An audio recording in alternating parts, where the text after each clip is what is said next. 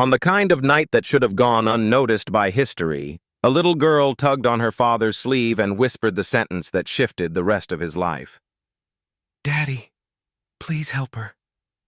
Rowan Hayes had heard a lot of things in combat zones. Screams, orders, gunfire, prayers, but nothing cut through him the way those 4 words did in that small, humming corner diner on the edge of the naval town. The harbor lantern was never truly bright. Its neon sign buzzed in tired pink and blue over rain-streaked windows, casting soft color over chipped formica tables and chrome napkin dispensers. Retired sailors claimed the coffee could burn rust off a hull. The pies were unapologetically too sweet. The staff knew half their customers by name and the other half by honey. Rowan sat at the counter in his navy blue work jacket, the faint bleach stains on the cuffs marking him as what everyone thought he was, night custodian at North Point Naval Station. His dark hair was tied back at the nape of his neck, a few unruly strands falling toward eyes that had seen more than any janitor strictly needed to. On the stool beside him, his 7-year-old daughter kicked her heels against the chrome, humming to herself between bites of vanilla ice cream. Lily's hair was all wild brown curls and stubbornness, her eyes wide and ridiculously trusting, like the world had never once given her a reason not to be. "You can have my cherry, Daddy," she said, wrinkling her nose at the maraschino bead at the center of her dessert. "It tastes like medicine." Rowan's mouth tilted in a small, private smile, the kind he stopped offering to anyone but her. "You earned it, Lil." "Keep it." She made a show of sighing dramatically, then plucked the cherry off the whipped cream and dropped it into his hand anyway. "Sharing is caring," she declared. The waitress laughed as she passed, topping off Rowan's mug. "She's got you beat, Ro." "Has since birth," he said, and Lily beamed like she'd just won something important. His life had been pared down to a quiet rhythm. Clean the buildings no one noticed. Sign out of the base long after most officers had gone home. Walk his daughter back to their 3rd-floor apartment in the sagging brick complex near the docks. School drop-offs, frozen waffles, storybooks worn soft at the edges. No more night raids, no more classified briefings, no more calls that began with his last name and ended with him boarding a plane to somewhere that didn't officially exist. He had chosen this smallness, earned it, in blood. The door of the diner slammed open so hard the bell above it choked on its jingle. A young woman staggered inside, one hand braced on the frame, her chest heaving. Rain slicked her dark blonde hair to her cheeks.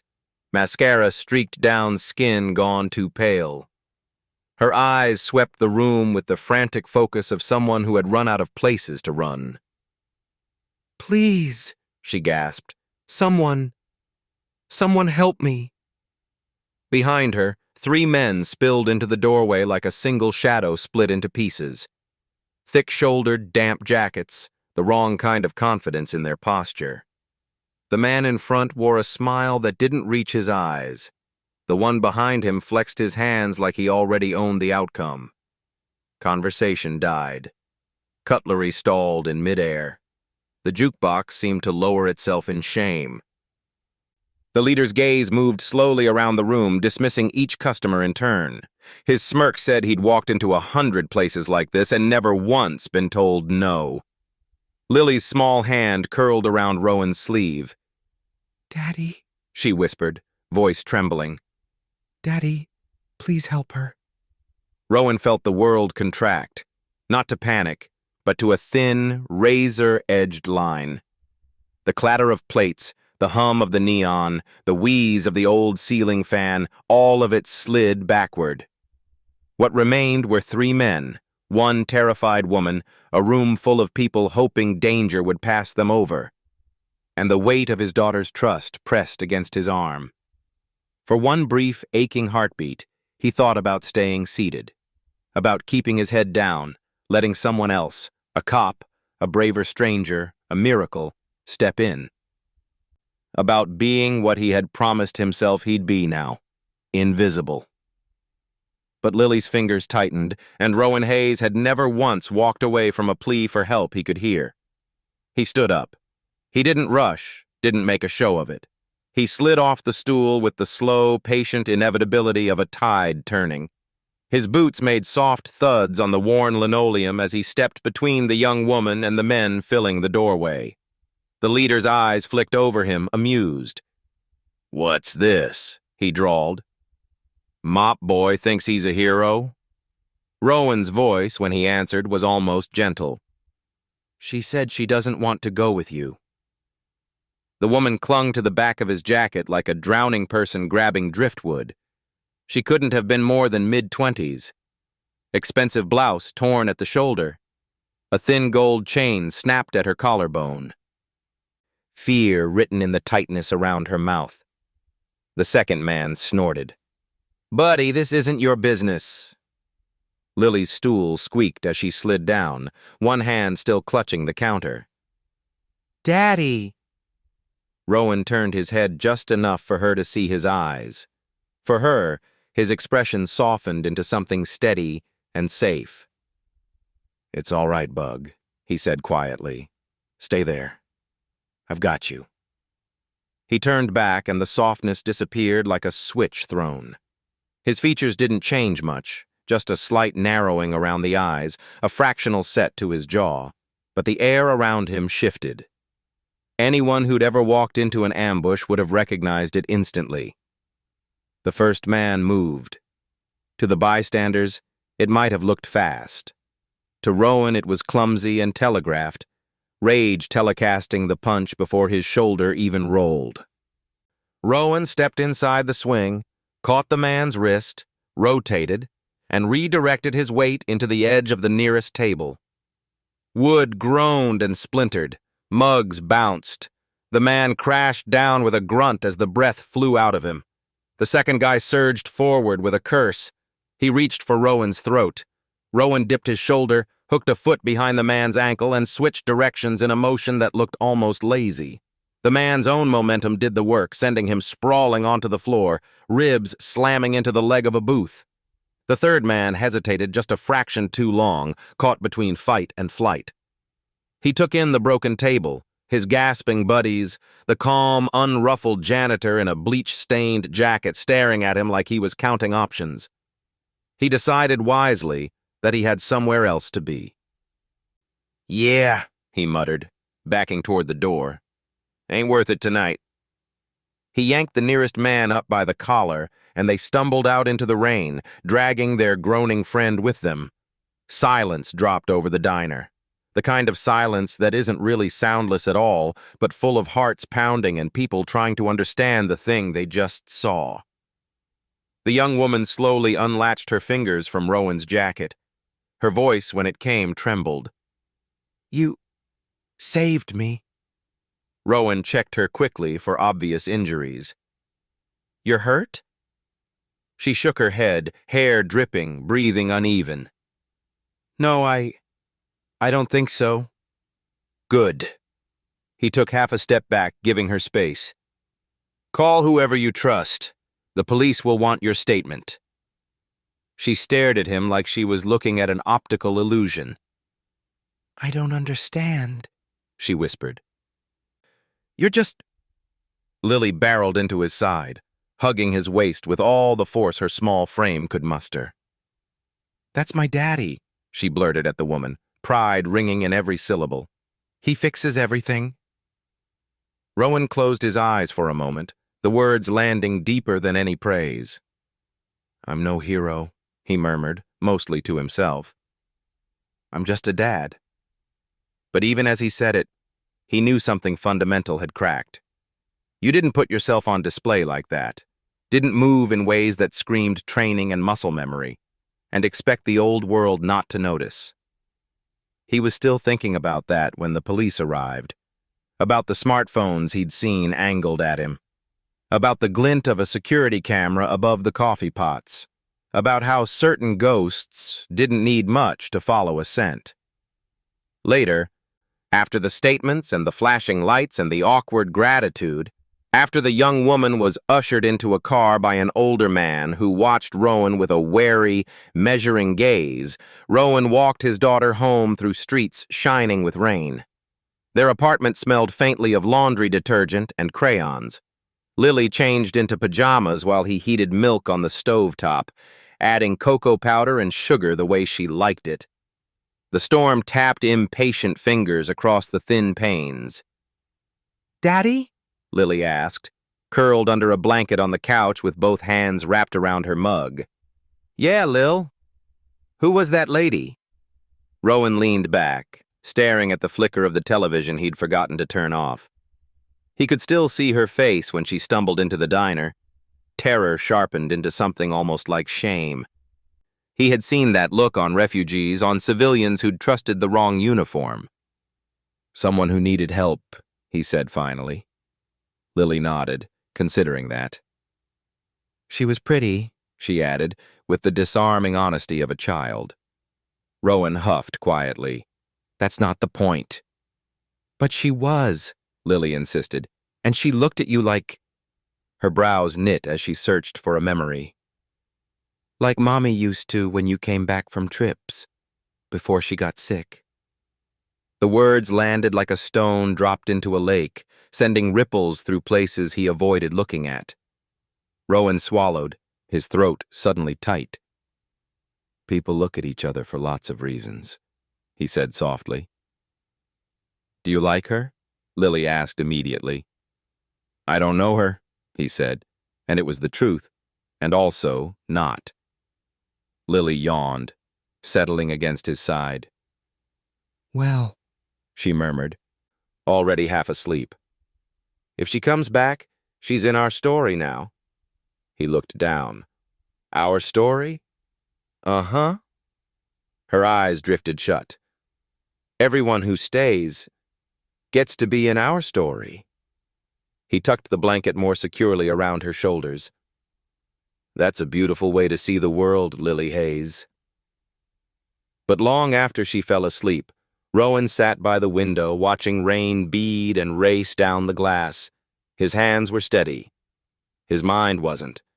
He had built his life around two rules: keep his daughter safe, keep his past buried. And tonight, in less than 30 seconds on a diner floor, he'd broken both. He had no way of knowing that the woman he'd helped was no ordinary stranger, and that somewhere, in a secure office bathed in the light of multiple screens, a high-ranking naval officer had just watched his movements in slow motion and whispered his name like she'd seen a ghost. The knock the next morning didn't sound like anything at all. It was too precise. 3 firm taps, evenly spaced. Not the double knock of their neighbor, not the lazy thud of packages being dropped off.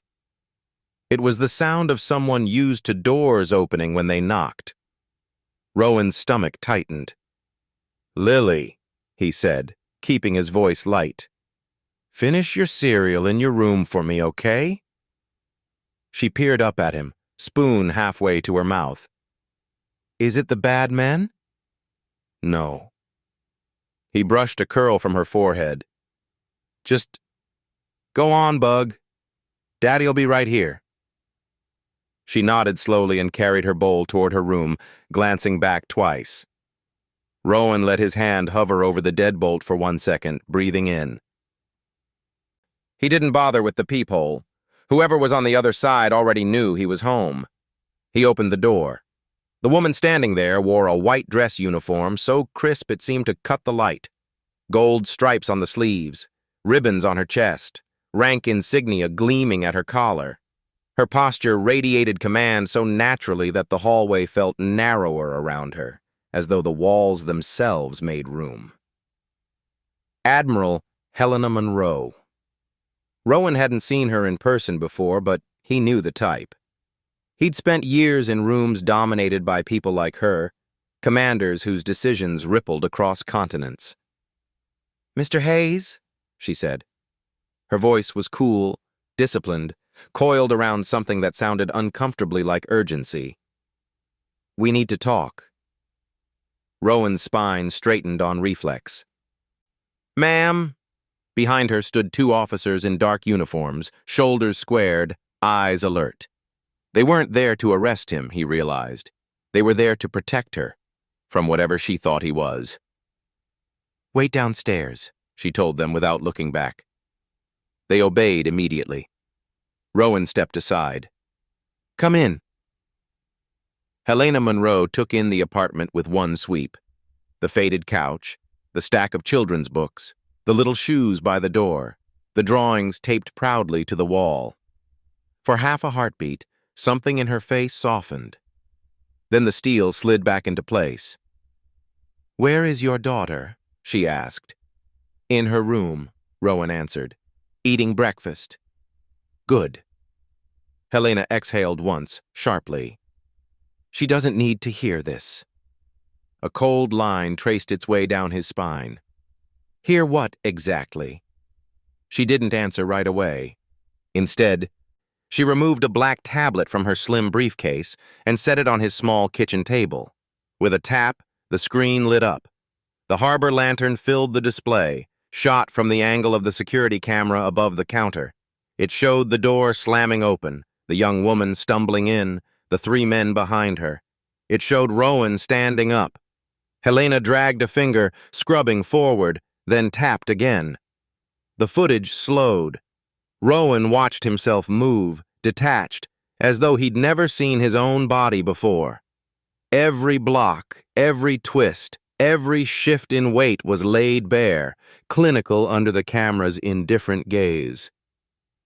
"That takedown sequence," Helena said quietly. "Those pivots. The way you keep your center of gravity low, your line of sight open. A janitor doesn't learn that, Mr. Hayes." He said nothing.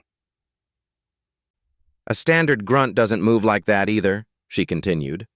"Or a civilian self-defense hobbyist. But I have seen that style before, years ago, in a unit that didn't officially exist." Her eyes met his. "You were Shadow Lance, weren't you?" The name hung in the air like a ghost no one was supposed to call. Rowan's jaw flexed. "That life is over, Admiral." Her lips thinned. "Maybe, but its consequences aren't." She tapped the screen again. The footage changed. New video. A dim warehouse. Low resolution. The three men from the diner, pacing, furious. In the background, half in shadow, stood another man, lean, scar slashed from brow to cheek, eyes hard as spent shells. Helena froze the frame and zoomed in until his face filled the tablet. "Do you recognize him?" she asked. Rowan didn't have to force the answer. "Yes," he said, voice rough. "Victor Kane." Helena watched his reaction carefully. He served with Shadow Lance, decorated, brilliant. Psych evaluations flagged, tendencies. He ignored them. So did everyone else. Then 8 years ago he sold out an op, cost you half your team, and disappeared into the cracks.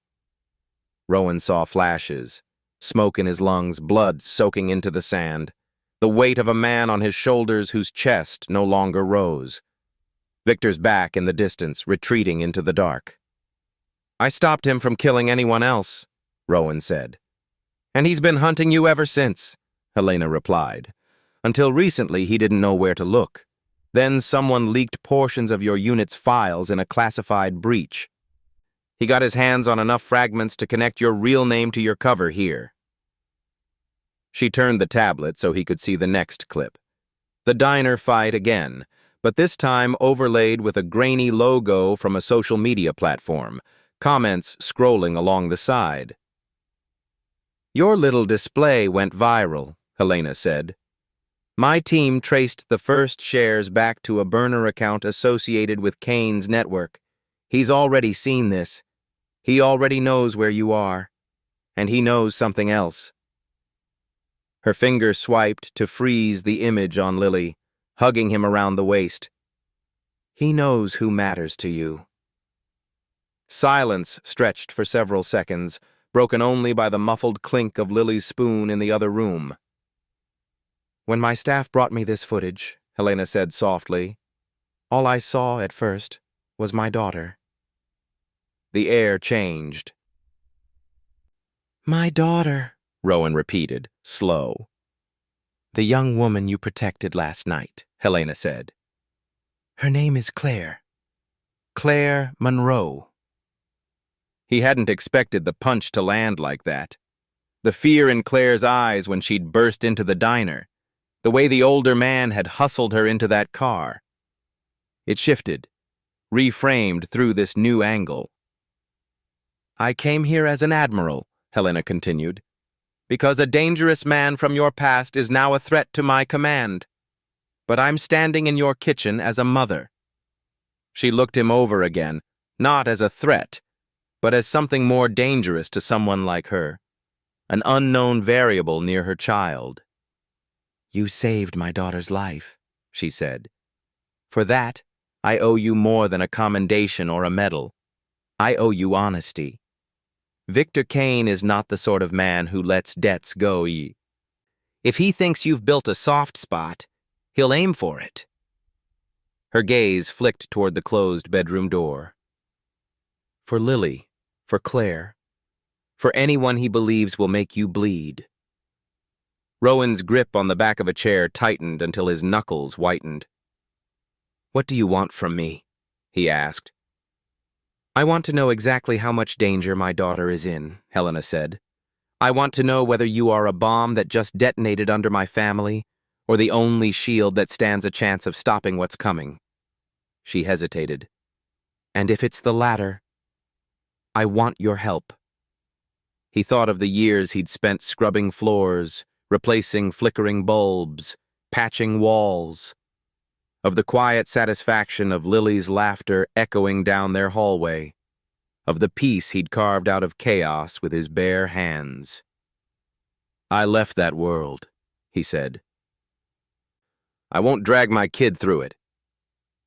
Helena's eyes softened in a way that made her look less like an admiral and more like the woman in the family photos he imagined might sit on her desk. You already have, she said gently, by being the kind of man who stood up in that diner. That night, after Lily was asleep and the storm returned, Rowan dragged an old metal box from the back of his closet. The lid protested as he pried it open. Inside lay the remnants of a life that legally never happened. A black and silver patch with a stylized spear, the emblem of Shadow Lance. A dog tag with his name half filed off. A photo of 12 men grinning on a landing strip, arms thrown over each other's shoulders, sun blasting off the edges of their gear. He ran a thumb over the faces. Of the 12, only 3 were still alive. He traced his own image in the corner, then the blurred outline of another man half turned away, Victor, before the scar. A knock sounded, softer than that morning's, more hesitant. Rowan closed the lid, pushed the box back under the bed, and crossed the room. Claire Monroe stood on the other side of the door, wrapped in a navy coat, her hair pulled into an uneven knot. In the diner, she'd looked terrified. Now she just looked tired. Hi, she said, voice small. I'm sorry. I know this is probably not... Can I come in for a minute? Rowan glanced down the hallway. Your mother know you're here? Claire's mouth flickered in something like a grimace. If she did, this conversation would be happening in an interrogation room, not your doorway. He stepped aside.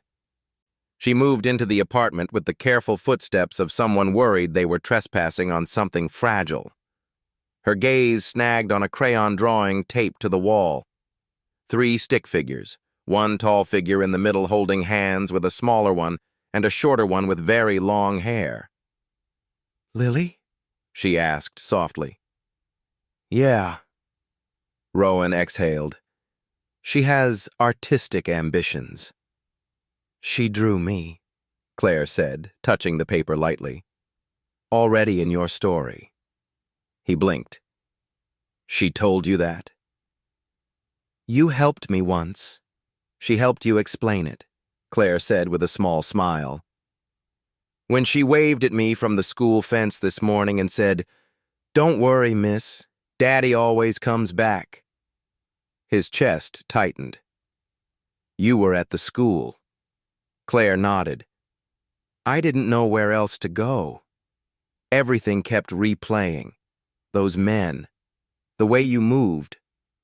The way you looked at me like I wasn't a problem or an inconvenience, just a person who needed help. She swallowed. I heard the way my mom talked about you last night. Like you're a potential threat, a variable, a file. I just needed to see you as a person again. To say thank you. Properly. You don't owe me anything, Rowan said. Her jaw clenched. Don't say that. I owe you my life. You owe those men nothing, he replied. And you don't owe me a debt. You were scared. Anyone would have been. Not everyone has someone who comes for them, she whispered. That's not always how it goes. There was history in that. Bruises that didn't show. Rowan's tone softened. You safe at home? She hesitated a fraction too long. Define safe. He frowned. Is someone hurting you? No, she said quickly. Not like that. It's just, my mother is this legend. She commands ships and squadrons and rooms full of decorated officers. She walks into a space and everyone straightens. I don't do that. She gave a weak laugh. I break protocol and cry in diners. Strength doesn't always look like a uniform, Rowan said.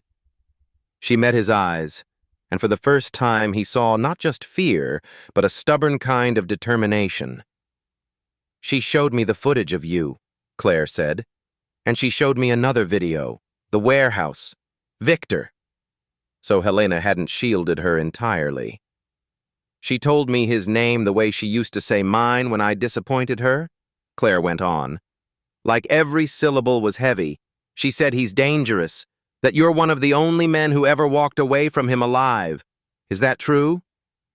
Something like that, Rowan said. And now he's coming, she whispered, because of last night. He would have found me eventually, Rowan said.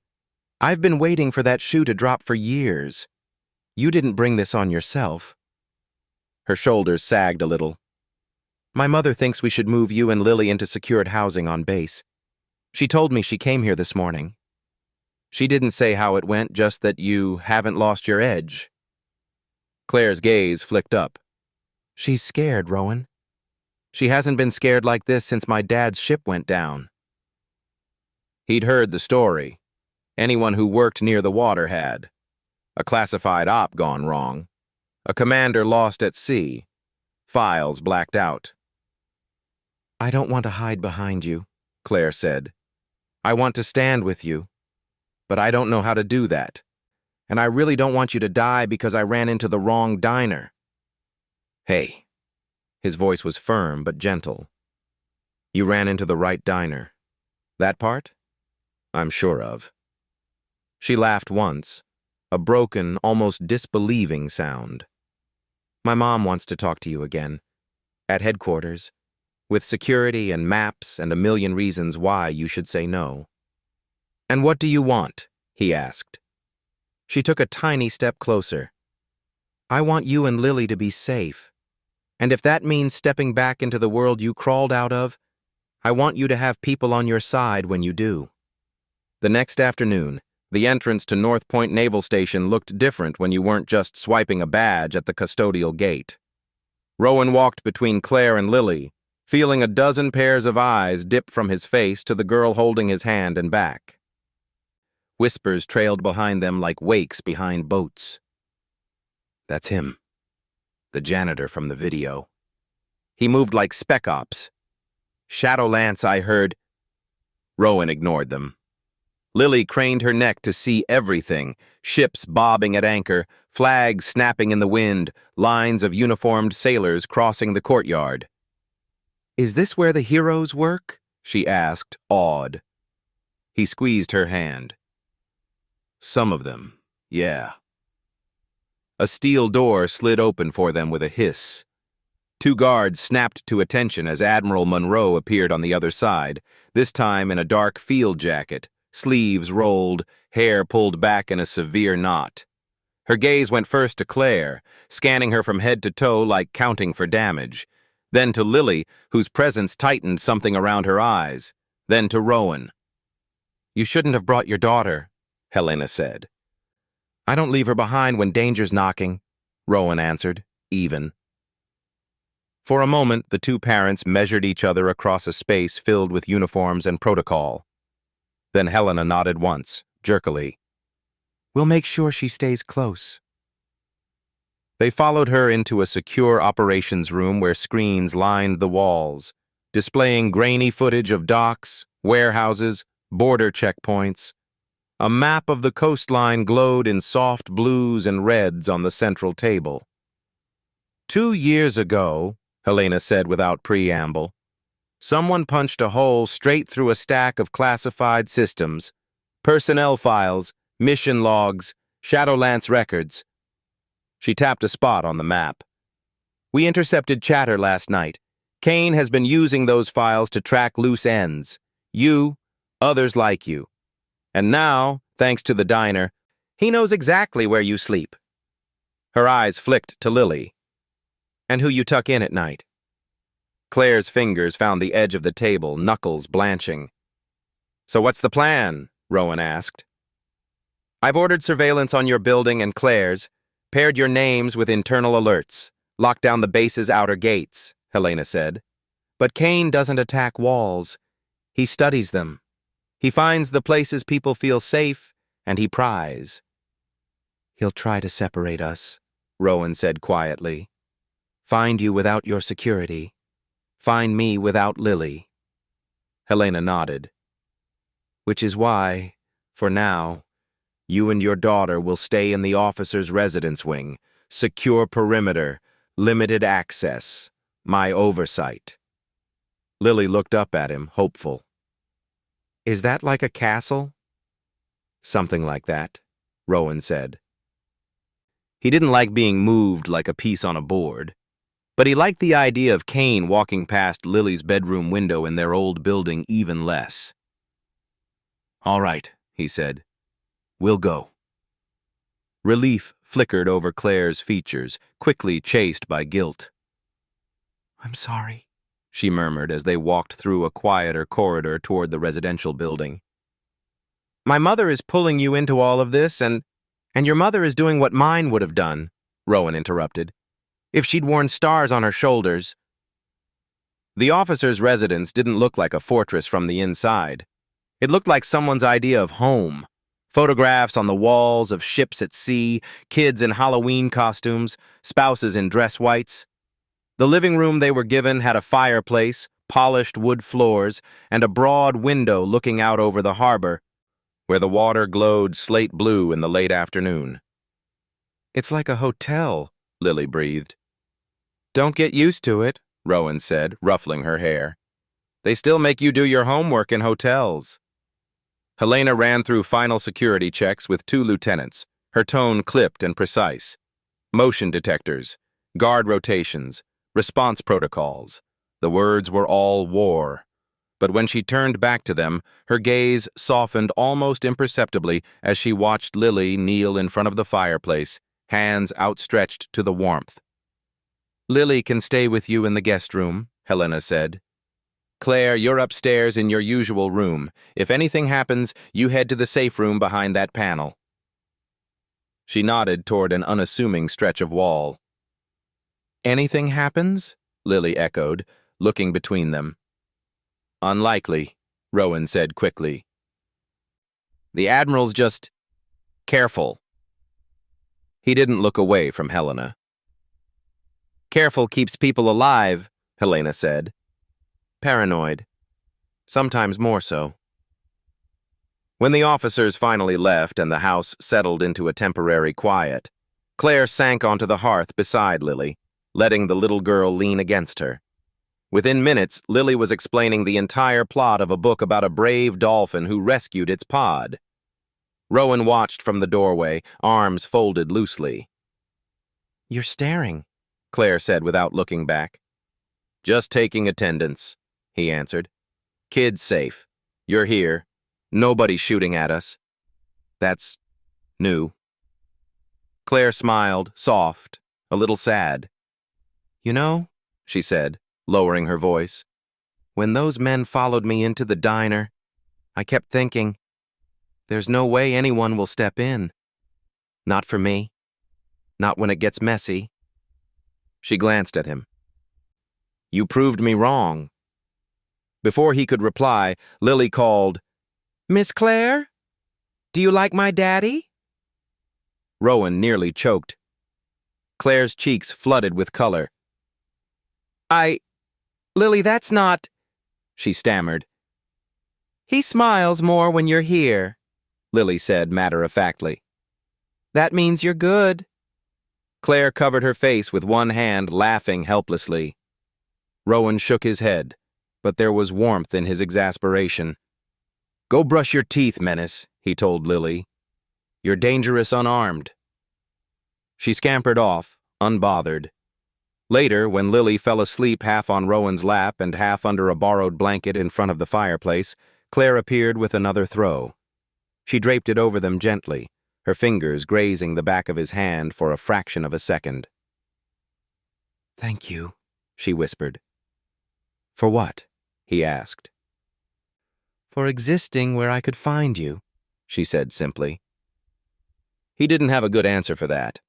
They didn't get a chance to look for one. The siren started as a distant wail, then cut into the air in sharp staccato bursts.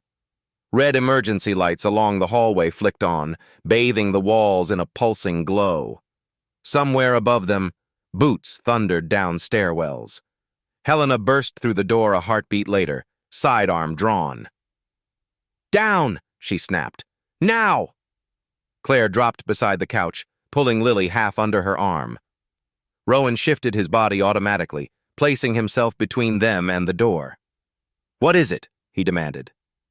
Perimeter breach, Helena said. West gate. Second time tonight. They moved fast. Kane, Rowan said. Or someone testing our response time in his name, Helena said grimly. Either way, we're moving to the operations level. I want walls and cameras between you and the outside. They were swept along with the current of officers and shouted orders, down a flight of stairs into a subterranean room full of screens and maps and radios, hissing static. Admiral on deck, someone called. Save it, Helena replied. Report. A young lieutenant pointed at a cluster of blinking red dots on the map. Multiple probes, ma'am. Small teams, hitting different weak points. They fall back as soon as they meet resistance. No obvious attempt to punch through. It's like they're measuring us. He's not trying to get in, Rowan said, studying the pattern. He's trying to see how you move, where you pull people from, where your blind spots open when you react. Helena's eyes snapped to his. You think he's plotting an extraction route? I think he wants a clear path to something soft, Rowan said. Somewhere he can be sure you'll be looking the other way. Claire's hand found Lily's shoulder, fingers tightening. A shriller alarm cut across the first, high and keening. The lights flickered once. That's the residential alert, Helena said, very quietly. Someone tripped a sensor upstairs. It's not you, Claire whispered. You're here. Which means it's a message, Rowan said.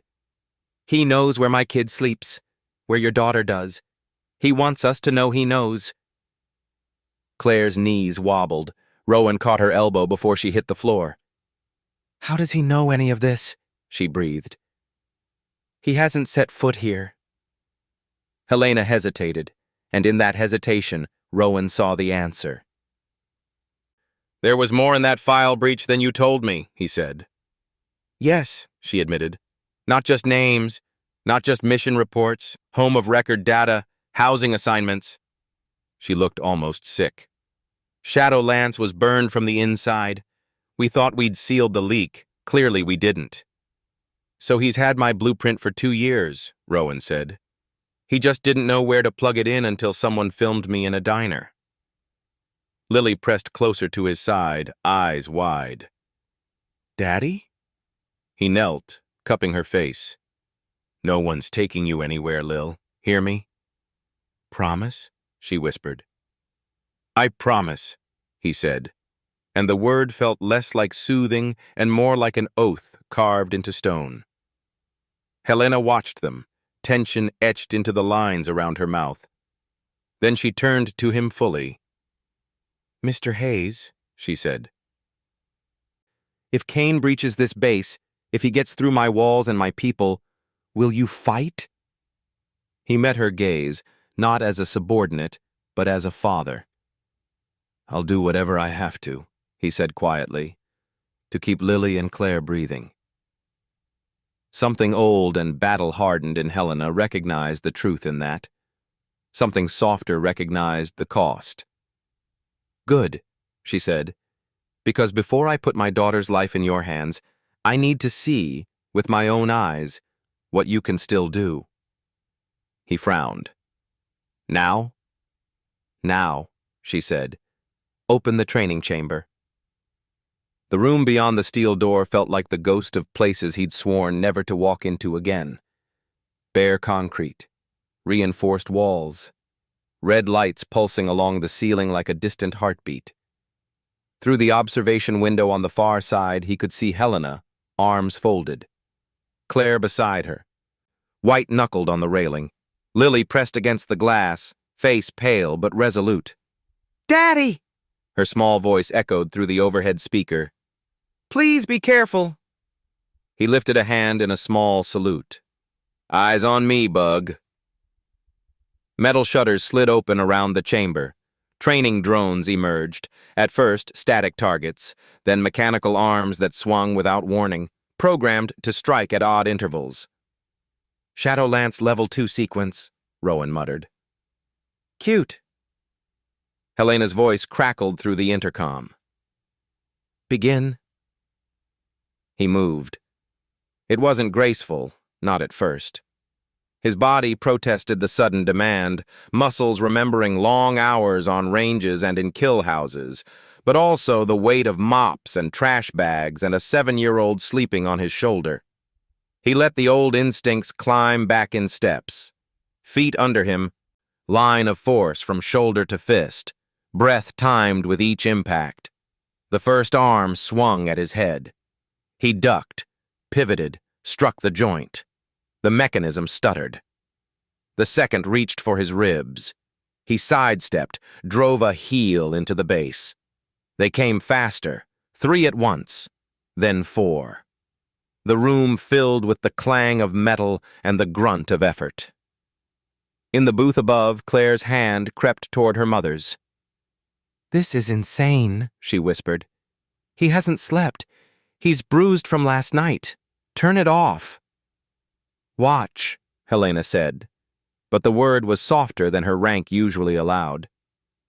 Not what he's doing. Why? Claire forced herself to look, and once she saw it, she couldn't unsee it.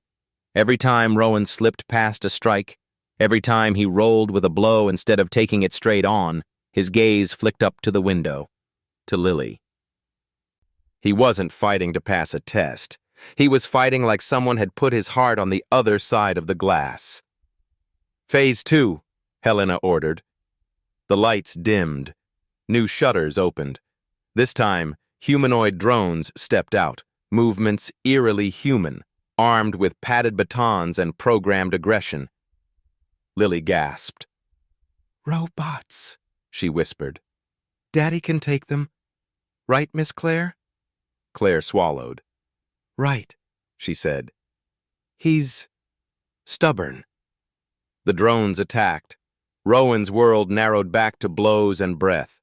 He felt every ache from the last 24 hours, but every time fatigue tried to drag at his limbs, he heard Lily's voice in the echo of the chamber. Daddy, please be careful. His footwork sharpened. He used the drones against each other, pivoting them into their companions' arcs. He took hits. Yes, no one walked out of a fight untouched, but he rolled with them, turned them, refused to yield. Finally, with a final strike that jarred his own arm, he slammed the last drone into the floor hard enough to crack its chassis. It twitched once. Went still. Silence poured into the chamber, thick and heavy. Rowan dropped to one knee, catching himself on one hand. Sweat trickled down his spine. His breathing came harsh, but not ragged. In the booth, Lily's fist hit the glass. "Daddy did it!" she cried. Claire's vision blurred. "Mom," she said. "Enough." Helena lifted a hand to the mic. "Stand down. Open the door." When Rowan stepped back into the operations room, Lily launched herself at him before anyone could remember protocol. "You're the bravest, Daddy," she said into his neck, her little arms of ice. "I'm just the most motivated," he muttered into her hair. Claire stopped a step away, then closed the distance and pressed her forehead against his temple, fingers gripping his shoulders. "You scared me," she whispered. "Don't do that again without warning." He huffed a laugh that sounded a lot like pain. "I'll add it to my calendar." Helena waited until the shaking in Claire's hands eased, until Lily's breathing slowed, until Rowan had straightened as much as he was going to. Then she stepped forward. "Mr. Hayes," she said, voice different now. Not cold, not exactly warm, but threaded through with something deeply human. "You didn't just pass my test. You reminded me why I should never have given up on men like you." Rowan raised an eyebrow. "You've earned something I don't hand out easily," Helena said. "My trust. If Kane comes for my daughter, you have my authority to do whatever you deem necessary." She paused. "And my protection, as far as I can give it." "Then let me end this," Rowan said. "On our terms. Not his." Night fell heavy over the decommissioned supply yard just beyond the base, an expanse of shipping containers, rusting cranes, and puddles that reflected fractured slices of the sky. Old floodlights flickered half-heartedly against the gathering dark. Rowan walked alone, his steps steady on the wet concrete. No visible backup, no comms in his ear, no obvious weapons. Just a man in a worn jacket whose entire life was anchored to the two people waiting for him to come back. He stopped in the middle of an open space between two container stacks. "You always did like your theatrics," a voice drawled from the shadows. Victor Kane stepped into the light like something the dark had carved and handed over. The scar down his face was redder in the flicker of the lamps, pulling his mouth into a permanent half-snarl. His eyes glittered with the particular hell of a man who had spent years chewing on his own hatred. "Well, well," Victor said. "Shadowlance's conscience. Look at you. Mops and floor wax. Cute kid. Cozy life." Rowan didn't bother denying anything. "You've been busy," he said. "Less busy than you," Victor replied. "I spent a few years in holes you put me in. Gives a man time to think about balance. About taking things." "You sold out your team," Rowan said. "We buried them. You walked away with blood on your hands and blame in your mouth. You made your choices." "And you made yours," Victor snapped. "You dragged me in front of a tribunal, watched them strip my rank, my life, my face." He jabbed a finger at his scar. "You think you get to play daddy and janitor now like that just disappears?" Rowan's voice stayed level. "You don't get to use my daughter as a ledger." Victor's smile turned thin. "Oh, but that's the point, Rowan. You used to be hard to move. Didn't care if you lived or died. Men like that are annoying. But put a little girl behind your eyes?" He made a soft, clicking sound with his tongue. "Suddenly I'd tug here and you dance. You come near Lily, Rowan said, and for the first time his voice chilled. There won't be anything left of you to bury. Victor laughed. There he is. The ghost they told stories about. He rolled his shoulders, muscles coiling. Let's see how much is left of him. He lunged. The first collision felt like being hit by the past. Victor moved with brutal efficiency, nothing pretty, everything designed to break. His fist glanced off Rowan's jaw. Rowan tasted copper. He rolled with it, driving a knee toward Victor's thigh, but the other man blocked and slammed him back into a container hard enough to rattle it. You're slower, Victor jeered. Soft. Rowan made a small sound that might have been a laugh. I'm heavier, he said. It's called being well fed. You should try it. Victor swung a length of rusted pipe off the ground. Rowan ducked. The metal slammed into the container wall with a crash that echoed down the rows. He felt the air move over his scalp, then grabbed Victor's wrist before he could reset, twisting. The pipe clattered away. They wrestled for leverage, boots sliding on the wet ground. Pain flared in his shoulder as something wrenched. For a heartbeat, his vision shimmered at the edges. He saw Lily's face the first time she'd held onto his finger in the hospital, impossibly small and new. He saw Claire's expression the night she stood in his doorway, trying not to let her voice shake. He saw Helena's hand on a map, drawing circles around danger and decorating them with her children's lives. Not this time, he growled. He drove his forehead into Victor's nose, bone crunched. Victor reeled backward, cursing, blood streaming. Rowan didn't give him time to reset. He stepped in, anchored his feet, and let every ounce of training and every sleepless night and every soft bedtime and hard memory pour into his fists. Victor got hits in. He always had, even in training. But there was a difference between a man fighting so he can brag about winning and a man fighting because the world he built is on the other side of this moment. In the control van, parked half a mile away, Helena watched the grainy feed from a drone camera, jaw clenched so hard it hurt. Officers stood at the ready behind her, waiting for her order to deploy. Not yet, she snapped when one of them shifted. We stay out until Kane is down. If we move too soon, he'll vanish into the cracks again. Ma'am, if Hayes falls, we go in, Helena said. Until then, we trust him. The word felt strange on her tongue, but she meant it. In the yard, Victor swung wild now, blood in his eyes. You can't win this, he spat. You cut me down. There are others. Men who hate you more than I do. Maybe, Rowan said. But they won't start with my daughter. Victor lunged one last time, a desperate, ugly charge. Rowan stepped sideways, redirected the momentum, clipped the nerve cluster at his neck with a clean, practiced strike, and swept his legs. Victor hit the ground hard enough that the breath left him in a shocked wheeze. He tried to rise. Rowan hit him again and again, not in rage, not in vengeance, in finality. When Victor finally stopped moving, Rowan stood over him for a long moment, chest heaving, the night buzzing in his ears. Rain began again, soft at first, washing blood into the cracks of the concrete. Lights flared at the edge of the yard, a dozen beams lancing through the darkness. Engines revved, boots hit the ground. Helena reached him first, weapon lowered now. She took in the scene with quick, professional sweeps. Victor on the ground, Rowan still standing, bruised, scraped, but steady.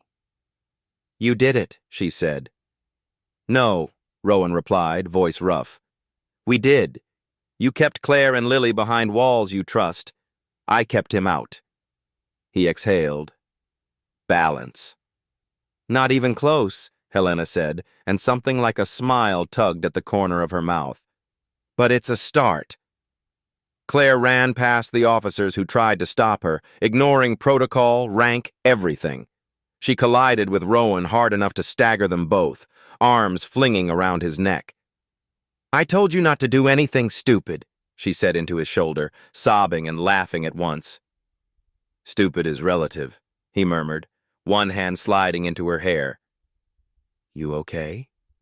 No, she said honestly, but better than if you hadn't come back. Small footsteps pounded across the concrete. Lily hurtled toward them from the back of one of the vehicles where she'd been waiting with a medic. Daddy! She cried. He barely got his arms out in time. You're okay, she said into his chest, like she was reassuring herself. You're okay! You're okay! I am, he said, closing his eyes. Because you asked me to help her, Bug. Weeks later, the harbor lantern looked exactly the same. The neon sign still buzzed. The coffee still tasted vaguely like engine oil. The pies were still unapologetically too sweet. But the way Rowan saw the place had shifted. It wasn't just a diner anymore. It was a hinge, the point where quiet and chaos had collided and rearranged his life. He now worked days on the base, still in maintenance, but with better hours, and a badge that got him into parts of the facility most janitors never saw. Consultant? Helena had called it, with a look that said she knew he hated titles. You can call it whatever you want, she'd added. Just be where I can find you if the world goes sideways again. He and Lily no longer lived in the crumbling brick building by the docks. Helena had quietly helped them find a safer apartment closer to base housing, on a street where kids rode bikes in the afternoons and old couples argued about gardens. Sometimes on Sunday evenings, Helena joined them at the diner in civilian clothes, her rank invisible in jeans and a sweater. She still sat like someone ready to stand at any moment, but when Lily chattered at her about school, something in her shoulders loosened. And Claire had become a regular feature in Lily's drawings. Sometimes as a stick figure with impossibly long hair and a big smile. Sometimes as a mermaid. Sometimes as a pirate captain. Always near Rowan and Lily, holding hands or standing just behind them, like she'd found her place and was afraid to believe it. One late afternoon, they didn't sit at the diner at all. They took takeout boxes down to the pier instead, letting their fries and burgers grow cold as the sun sank over the water. Lily sat between Rowan and Claire with her feet hanging over the edge, shoes nowhere to be seen. The waves are clapping, she announced, because Daddy beat the bad guy. They're clapping because they're happy you're not feeding them your socks, Rowan said. Claire laughed, leaning back on her hands. Her hair caught the light, turning it copper at the edges. What are you thinking? She asked quietly, eyes on him.